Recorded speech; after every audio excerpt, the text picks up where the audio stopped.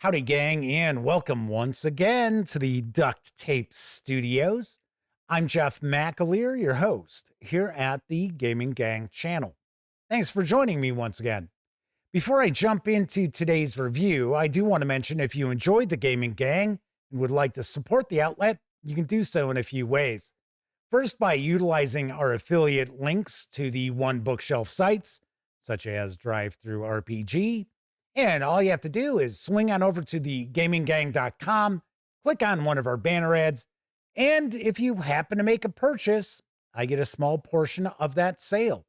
You can also make a one-time donation by way of PayPal or become a monthly member of our Patreon. You'll find links in the show notes. Also, down in those show notes, you'll find an invite link to our Discord server. It's absolutely free to sign up. So be sure to hang with the gang over on Discord. Today, I'll be sharing my review of Labyrinth Adventures from Kobold Press. This 220-page hardcover is available now.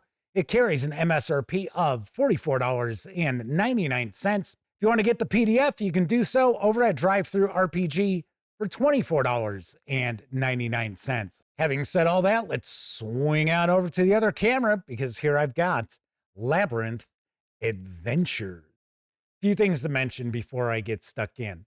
First of all, my friends over at Kobold Press were kind enough to provide me with this review copy, but neither I nor anyone else affiliated with the Gaming Gang has received any other sort of compensation for me to share this review with you. It's important you know that.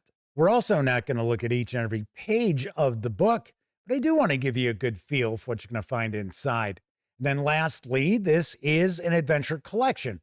So if you're a player and your game master or dungeon master has picked this up, maybe they haven't started running it yet, maybe they're thinking about picking this up. Even though I will stay away from major spoilers, there are going to be some spoilers. And of course, as I flip through the book, it's very likely you're going to see some things which will ruin some of the surprises of the adventures within. So you've been warned. Of course, if your DM/GM is thinking about picking this up, by all means, let them know about this review. That way they can approach Labyrinth Adventures and make a far more informed buying decision. The first thing we're going to do is take a look at the credits page. A lot of folks worked very hard to bring this to life. Let's give credit where credit is due.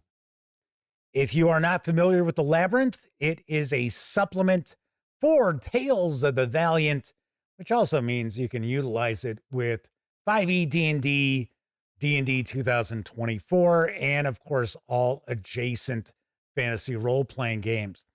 The Labyrinth itself is a way to connect different worlds together. So, of course, this is the adventure companion to that supplement. This contains a dozen adventures ranging from levels 1 through 8. If you're not familiar with the Labyrinth, as I mentioned, it's a way to connect worlds. It is set on the material plane, so this is not a method of planar travel, but it is a way to connect various different worlds together. So as an example, let's say you're a game master and your campaign is set in Kobold Press's Midgard setting, which I absolutely love. And you decide, you know what? You want to run some adventures that take place in Faerun. Well, you can easily do that with the Labyrinth. Or let's say you're a big fan of Fritz Leiber and you decide you'd like to see your player characters rubbing shoulders with Fafhrd and the Grey Mouser and Nawan. You can easily do that as well. One of the interesting things about the Labyrinth that I really like is it's not simply a portal from one place to another. It is a locale.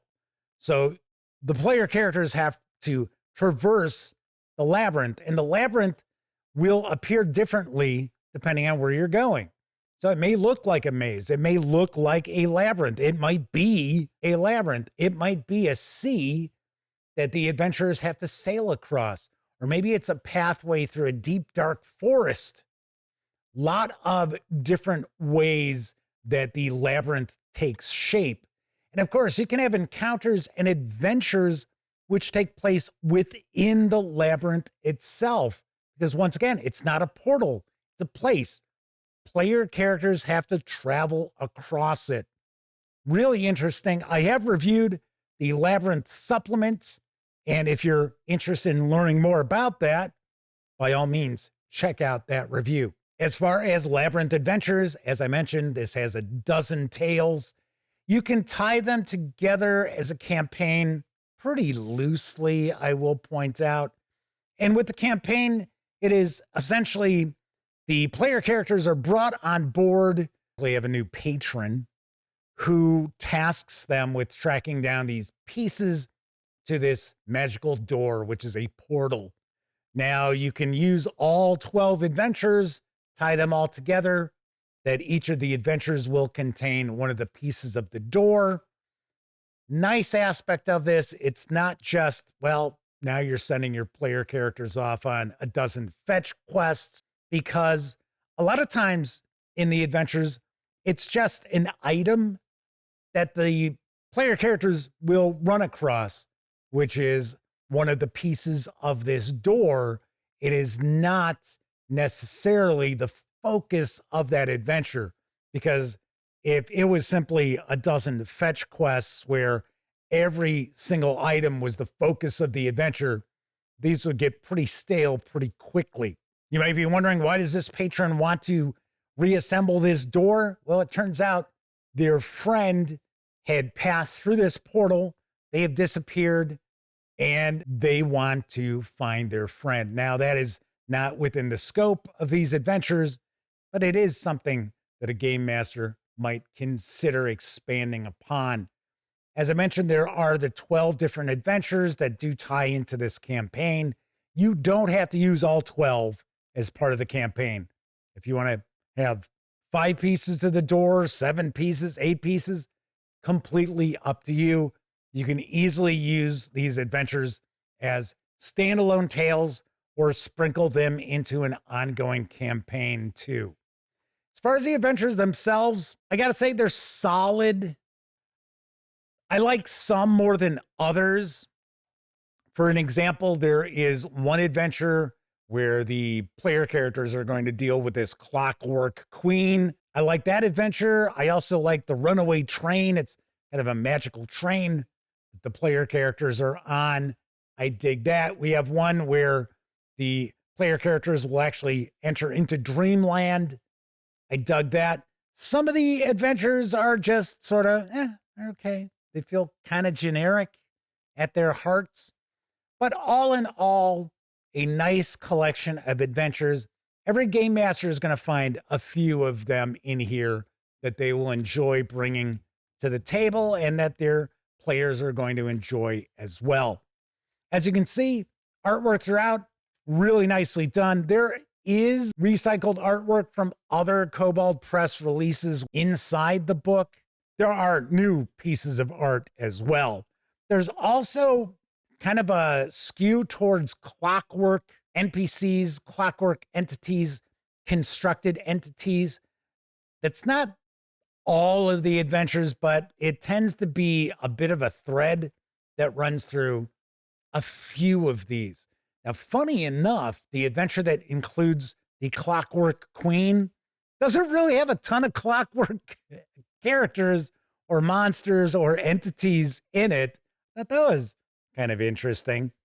As far as the production quality, very nicely done. Solid paper stock. This does have a stitched binding. Cartography, as we've come to expect from Kobold Press, very nicely done too. This book should hold up pretty well at your game table. I will say there are a couple of adventures in here, which, as you can see, this is the squirrel creature. If you are not a fan of anthropomorphic animals, probably may not necessarily dig those two adventures. I will say those NPCs are fairly interesting, though. And that is something else that Labyrinth Adventures has going for it.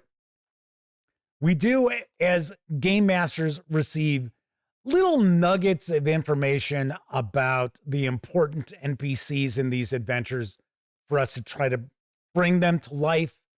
I appreciate that quite a bit. I also like this adventure too, What Dwells Beneath. This is a higher level adventure as far as this collection goes. And it takes place in a dwarven world, which is nearly dead. It's almost completely died out because we also have this void entity.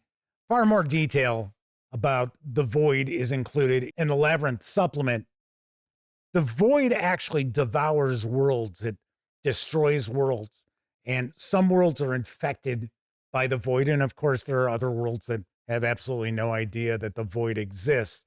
So that's another interesting angle that the game masters out there can utilize when they're running adventures which are set within or connected to the labyrinth. And in this adventure, the player characters will explore the Hall of the Dwellers, who were dwarves who, like I said, pretty much died out. And there's an ore within which actually corrupts. You kind of play a little bit of a color out of space vibe to it if you'd like, give it more of a horrific angle to it. But this is a solid adventure as well. I like this adventure quite a bit.